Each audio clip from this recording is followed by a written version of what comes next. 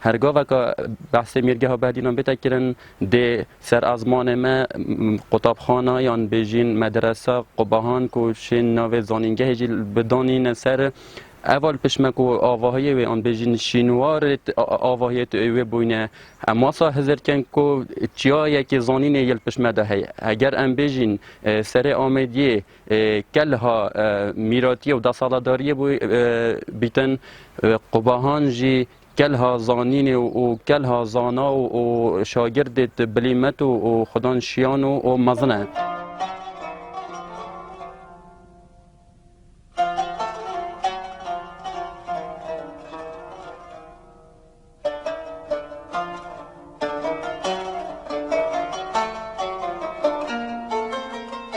و جهه آن بیجین اف جهه حساک و بیجین حوش و بیتنیان جهه کمبونت وانیت برفره بنیانیت رنشتنت وانیت زانین بنو و درزدان بیتن مگلگ زانایت برکفتی و یت مازن میت هی کت قناغت زیرین دایت و میرگه ها بهدینان الویرت واند دانجی ایکش سردم نیجان کرنه زبر پاشای 1702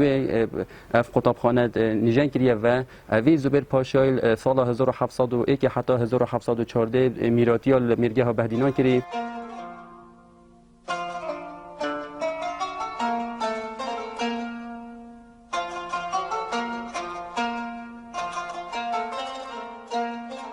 سردم جانوی یا ملا رسول سریچی کو یکیش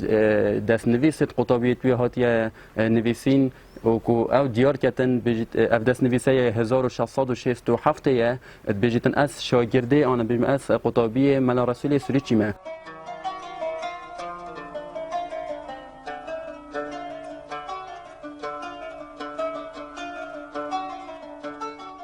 ملا احمد مخلص نالبند و کل ویجی جلای سالک الوری خواندی و بردوام سردانا وری کری و وصفکا جوانجی آن بجین سردانا خوشی دا وصفکا جوانجی دتا و خطابخانه و پارچه حوزانه که جی پید بهینی تنود بجیتن چتش تک عجیبه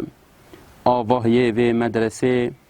هستایه که لبیبه خدانه و هندسه خوینکاره که مهیبه مزن جنك برسي اوانا وك خونينن بجملك يد بوينسي ورن آواهي ببينن بزانن راستيا قسي هرچند اوی سه تشتی دا دیار کرن چوک آواهی چوک ماموستا چوک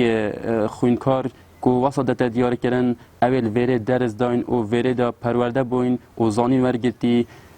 به بابلن یعنی چه هورکت خونینن زانین دا و شوایه که مزن بله اگر دیف وصفایی بیجین که آواهیه که جوان و یه سپهی و یه برکفتی بیتن ام وگوید یه دناف کاوله که بیجین بی سر و بردا و یه حرفتی دا و یه بی خودان دا لو ما آوا کرن اگر بس بو شوازه که بیجین یه جوانی بیتن